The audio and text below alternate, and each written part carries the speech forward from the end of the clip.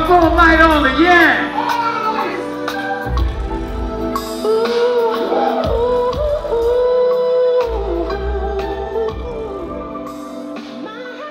April 22nd, 2016 will be forever etched in the hearts and the minds of Prince fans worldwide. I'm one of them. You remember exactly where you were when you heard that Michael passed away? Whitney, Phife Dawg. You remember where you were, don't you? Now we add Prince Rogers Nilsson to that list. Where were you the day our Prince left us? I was at my desk at Howard University Hospital, and all my friends called me because they wanted to know how I was doing. So my phone was blowing up because nobody wanted me to hear it off the radio. At work, I just got back from lunch and someone had some bad news. I said, well, I went straight at it. I said, well, it better not be about, I don't want to hear anything like that. So then she told me. And so I was like, the first thing I thought about was my best friend because she's a crazy Prince fan. So I called her because I remember we went to the Cap Center. Where were you when Prince made his transition, when you heard about it for the first time, and what kind of thoughts and feelings did you have? Oh, the first thing I thought about, I was on my way to work, right? And when I heard about it, man, the first thing I thought about was not buying them damn tickets last year, man, to go to that concert, you know? Yeah. You missed the Baltimore show. Yeah, man, I said, man, I should have went on ahead and pushed sin and got them tickets and went to that show. What do you remember about Prince in '85 in Chicago? He was consistent. Everywhere. He never stopped. He always kept going. Even now.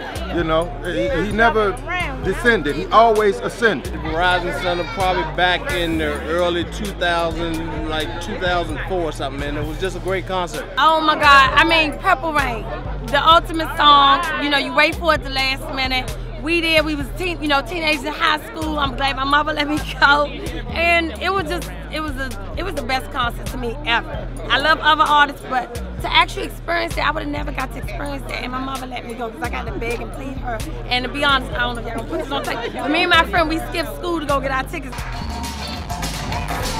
need to see more hands in that down here. Let's go.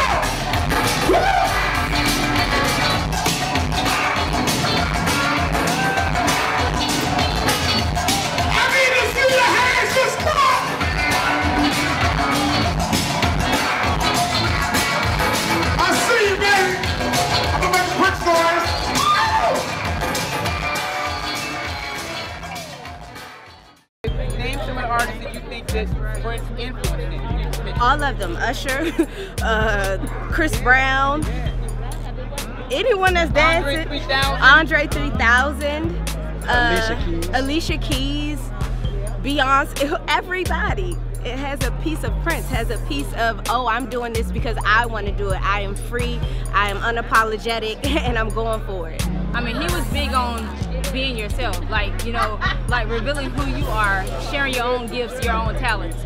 It wasn't be somebody else or try to mimic someone else. It was, hey, do your thing. Prince was just so comfortable with who he was as an individual. He's so conscious. He was so blessed to the point there's like, you can't tell me or you can't put me in a box or a barrier of who I am. So when you're that comfortable with who you are, you could do whatever you want. There's no such thing as a society norm. We are the mothers and fathers of all human beings. That mother, father, God, I think that whole essence of who he is has been transmitted through the work that he does, his music. He was very conscious. He gave a lot to the community, often unbeknownst to us, but he was everywhere. Wherever there was controversy that involved us, he found a way to be there, to be with the community, to be with the leaders, to be with those who are feeling and suffering. In 1999, life is just a party and it wasn't meant to last. And he's had an amazing life, had an amazing effect on everyone around us. So although I would have loved for him to be on this earth longer, I'm totally comfortable with him leaving now because he's left such an amazing legacy for all mankind. His music is the soundtrack of my life. Like, this is my husband right here. Our wedding song, our song is Adore. We danced our first dance to that song. Every time I think about a moment in my life, a pivotal moment, it's a Prince song in the soundtrack, like in the background. So the symbol, the circle itself represents the womb of the mother. And when you think of the mother, those who gave birth to all civilizations, you think of the African woman, because all mankind can trace their ancestry to Africa. So the symbol comes from that.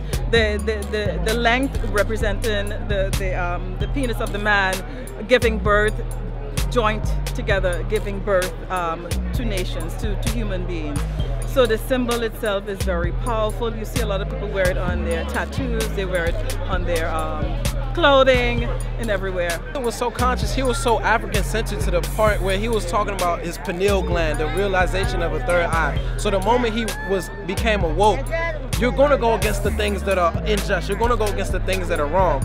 And the thing about Prince, like, when Freddie Gray had his situation going down, did he not make a song about Baltimore? Did he not go down to Baltimore for the movements? And that's so recent. Do you think that we'll ever see another Prince or an artist like him? Never. Why not? Ever. The person he was, how humble he was, humanitarian. It was never about the money with him. It was always about money. Always about